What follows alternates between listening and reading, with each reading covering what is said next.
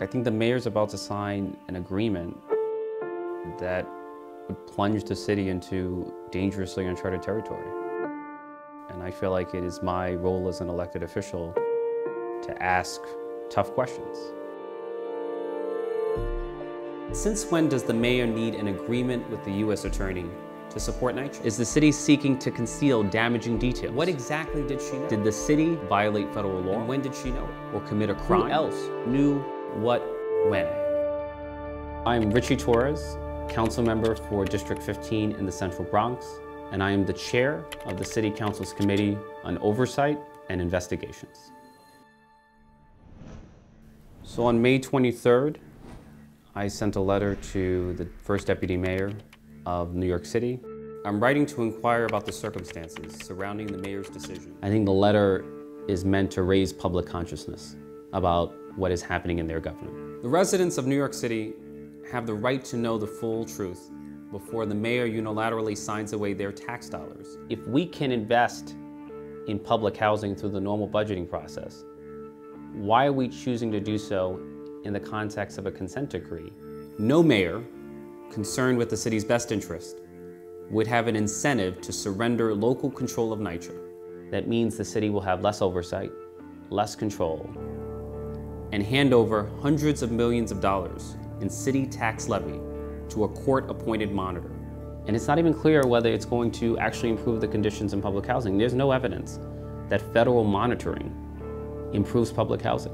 The circumstances surrounding the negotiations over the consent decree are highly unusual.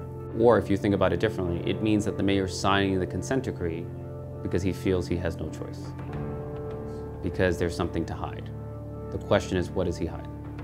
The Office of the U.S. Attorney for the Southern District has been investigating NYCHA for 2 years.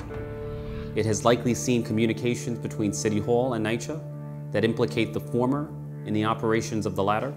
We know that the New York City Housing Authority has been failing to comply with federal law on lead safety for 4 years. We know that the chairperson of the Housing Authority submitted a false certification to the federal government. So we know what NYCHA did wrong. The question is, what did City Hall do wrong? It is hard to imagine the federal government finding nothing after 2 years of investigation. Even harder to imagine is the federal government forcing the city to pay the crushing cost of a consent decree if the city's hands were squeaky clean. Did City Hall have knowledge of the false certification to the federal government? Was City Hall complicit in the decision to submit a false certification to the federal government? Right? Those are the questions that remain unanswered. Why is the federal government holding City Hall liable for the wrongdoings at the New York City Housing Authority? Despite months of investigations, hearings, and public scrutiny, we are no closer to knowing the answers to these questions. I'm concerned that the agreement to sign the consent decree could represent an attempt by the city to withhold the truth from the public.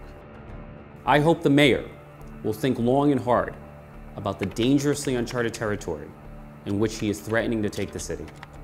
If he chooses to proceed with the consent decree, the public is owed nothing less than full transparency about what the city did wrong.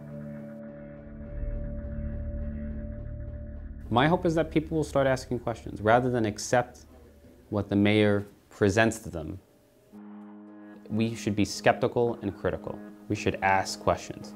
Why are we signing the agreement in the first place? Why are we transferring legal responsibility from the federal government? Why are we surrendering local control to federal power? Is the consent decree an admission How are the city's of liability served and wrongdoing? And if so, what did the mayor's administration do wrong? The public has a right to know the full truth. I look forward to hearing your response. Sincerely, Ritchie Torres, Chair of the Committee on Oversight and Investigations.